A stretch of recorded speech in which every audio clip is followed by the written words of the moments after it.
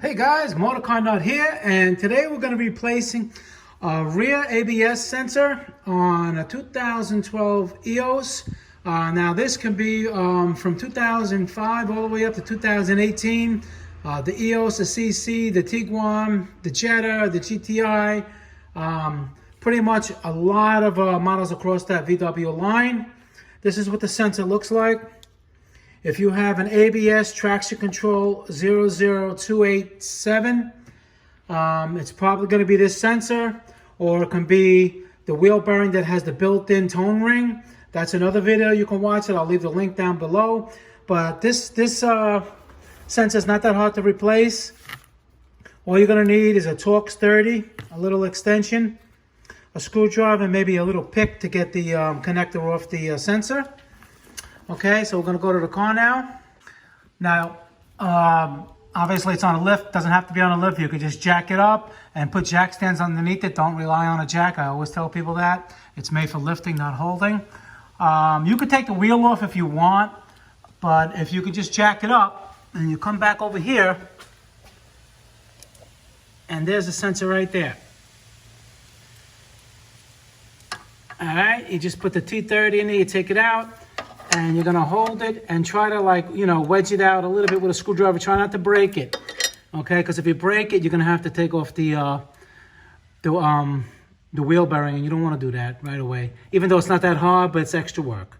All right, so we're gonna take that bolt out and wiggle it out, and then you just try to wiggle it out. You can get a screwdriver and move it from side to side until it slips out.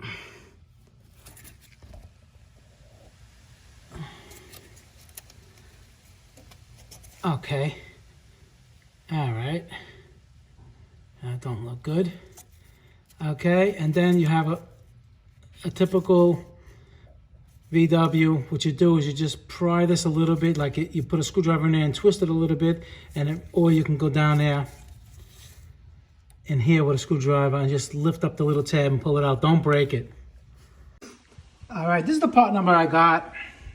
This is a CarQuest brand that you can use, a factory brand, whatever you want. Even though it's the same part number, you always check the old one with the new one and make sure it looks pretty much the same, or exactly the same, before you put the old one in. And we just slip this in, secure the 30 Torx bolt, and put the plug back in. That's what I'll do right now. Zoom that in there. And what you do is don't rely on the screw to push it in. Make sure it's seated on the bottom and on the top nice. You don't want it to be cocked in there and then it won't have the proper air gap. Make sure it's seated before you even put the bolt like this.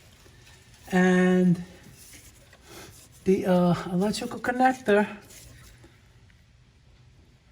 all right here. Make sure it's there's no oil in there. I'm gonna spray this out a little bit. And the wires look good, and just connect it back on. You see it's the same connector. What you can do is you can put a little screwdriver in here to lift the tab up to slide it off instead of relying on this little part over here.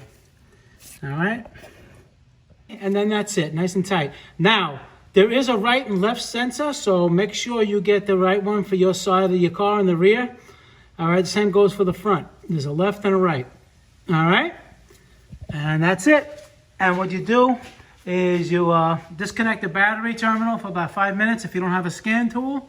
Reconnect it, and hopefully your brake and traction control lights will be off.